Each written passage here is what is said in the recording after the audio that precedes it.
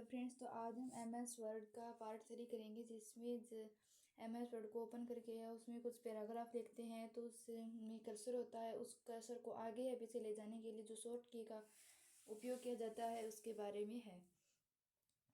जैसे home, cursor को मौजूदा लाइन की शुरुआत में ले जाने के लिए होम का उपयोग किया जाता है। और एंड, कर्सर को मौजूदा लाइन के अंत में ले जाने के लिए। और कंट्रोल प्लस होम, कर्सर को डॉक्यूमेंट की शुरुआत में ले जाने के लिए कंट्रोल प्लस होम का उपयोग किया जाता है। और कंट्रोल प्लस एंड, कर्सर को डॉक्यूमेंट के अंत में ले जाने के लिए कंट्रोल प्लस एंड का उपयोग किया जाता है, मोस्ट इम्पॉर्टेंट है।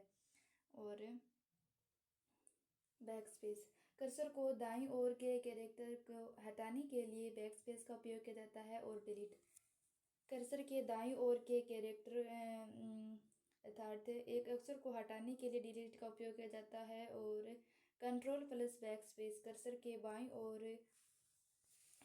के शब्द को मिटाने के लिए कंट्रोल प्लस बैक स्पेस की का उपयोग किया जाता है। कंट्रोल प्लस डिलीट, कर्सर के दाईं ओर के शब्द को मिटाने के लिए कंट्रोल प्लस डिलीट की का उपयोग किया जाता है। और इसमें इस तरह का क्वेश्चन बनता है, जैसे एम एस वर्ड 365 में जब आप टेक्स्ट को सिलेक्ट करते हैं और फिर बैक स्पेस कुंजी दबाते हैं तो क्या होता है। तो कर्सर के बाईं ओर का टेक्स्ट है वो डिलीट हो जाता है। आगे है control plus space bar, highlight किए गए टेक्स्ट पर सभी फॉर्मेटिंग हटा देता है। और पेज अप, एक कर्सर को एक स्क्रीन ऊपर ले जाने के लिए पेज अप। और पेज डाउन, कर्सर को एक स्क्रीन नीचे ले जाने के लिए पेज डाउन का उपयोग किया जाता है। आगे की शॉर्ट की है शिफ्ट प्लस लेफ्ट एरो की, कर्सर के बाईं ओर के कैरेक्टर को सिलेक्ट करने के लिए शिफ्ट प्लस लेफ्ट एरो की का उपयोग किया जाता है। और control plus shift plus left arrow की, कर्सर के बाईं ओर के शब्द को सिलेक्ट करने के लिए control plus shift plus left arrow की का उपयोग किया जाता है। Shift plus right arrow, cursor के दाईं ओर के कैरेक्टर को सिलेक्ट करने के लिए होता है। और control plus shift plus right arrow की, कर्सर के दाईं ओर के शब्द को सिलेक्ट करने के लिए राइट एरो की का उपयोग किया जाता है। Control plus shift plus home, मौजूदा कर्सर से डॉक्यूमेंट की शुरुआत तक के टेक्स्ट को सेलेक्ट करने के लिए control plus shift plus home ये का उपयोग किया जाता है। और control plus shift plus and, मौजूदा कर्सर से डॉक्यूमेंट के अंत तक के टेक्स्ट को सिलेक्ट करने के लिए इस की का उपयोग किया जाता है। आगे है control plus shift plus up arrow, मौजूदा कर्सर के पीछे के पूरे पैराग्राफ को सिलेक्ट करने के लिए control plus shift plus up arrow की का उपयोग किया जाता है। Control plus shift plus down arrow, मौजूदा कर्सर के आगे के पूरी पैराग्राफ को सिलेक्ट करने के लिए इसकी का उपयोग किया जाता है। कंट्रोल प्लस राइट एरो की, कर्सर को एक शब्द दाईं ओर ले जाने के लिए कंट्रोल प्लस राइट एरो की का उपयोग किया जाता है। और कंट्रोल प्लस लेफ्ट एरो की, कर्सर को एक शब्द बाईं ओर ले जाने के लिए लेफ्ट एरो की। और कर्सर को एक पैराग्राफ ऊपर ले जाने के लिए कंट्रोल प्लस अप एरो की का उपयोग किया जाता है। कर्सर को एक पैराग्राफ नीचे ले जाने के लिए कंट्रोल प्लस डाउन एरो की का उपयोग किया जाता है। आगे है रेड लाइन, यदि टाइप किए गए एक पैराग्राफ में या शब्द में कोई स्पेलिंग एरर है तो उस शब्द के नीचे लाल रंग की लाइन आ जाती है। फिर यदि कोई दो शब्द हैं उसको लगातार 2 बार लिख देते हैं तो बाद वाले शब्द के नीचे लाल लाइन आ जाएगी,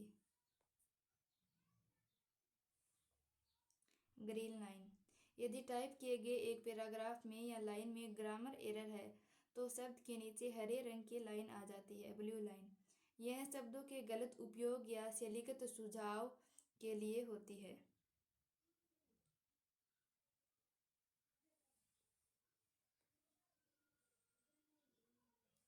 जिसमें है जैसे honesty are the best policy, इसमें आर के स्थान पर इज आएगा। ये इस तरह आर के नीचे है वो ब्लू लाइन आ जाती है, जिससे हमें पता चल जाता है कि इसमें ग्रामर एरर हो गया है। और फिर इस पर हम आर पर जैसे ही क्लिक करेंगे तो इसके आर के स्थान पर क्या आएगा इसके बारे में खुलकर आ जाएगा। जैसे यहाँ पे इज लिखा हुआ है तो आर के स्थान पर इज आएगा। और ये जो लाइन होती है इनको हम चालू या बंद भी कर सकते हैं। इन लाइनों को चालू या बंद करने के लिए सबसे पहले जैसे फाइल मेन्यू होता है, फाइल मेन्यू में एक ऑप्शन का ऑप्शन होता है, उस पर क्लिक करने के बाद प्रूफिंग पर जाना होता है। उसमें ऑप्शन होते हैं जैसे check spelling as you type और mark grammar errors as you type के विकल्पों को हम चालू या बंद करके इन लाइनों को भी चालू या बंद कर सकते हैं। आगे इसमें बताया हुआ है जैसे ये जो ऑप्शन है वो दिखाए गए हैं, उस इन ऑप्शन पे क्लिक किया गया है और ये जिससे वो रेड लाइन और ब्लू लाइन आती है, और इनको बंद कर देते हैं वो लाइन भी नहीं आती है। फिर इसमें MS वर्ड के ओपन पेज के बारे में बताया गया है, जिसमें ये file, home, insert, design, layout, reference, mailing, review, view के विभिन्न प्रकार के टैब होते हैं।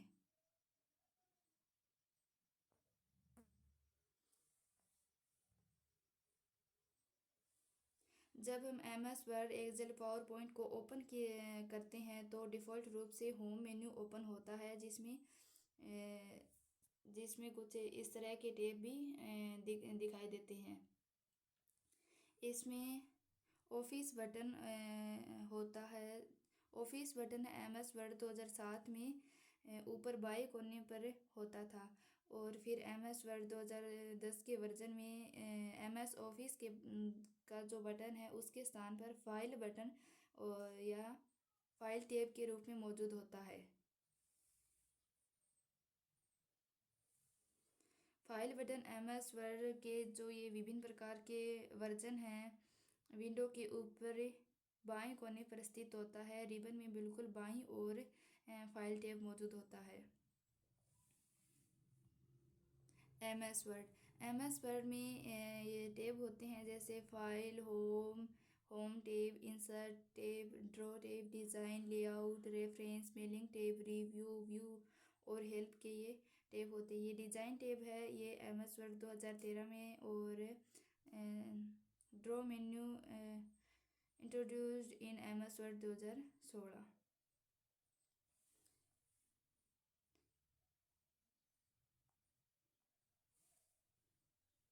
रिबन मेन्यू बार लिस्ट इन वर्ड। MS वर्ड में जो ये रिबन होते हैं ये रेफरेंस और मेलिंग है, ये तो केवल MS वर्ड में ही होते हैं, बाकी में नहीं होते हैं। और ये टैब होते हैं, इन टैब की शॉर्टकट की भी होती है, ये बहुत इम्पोर्टेंट है।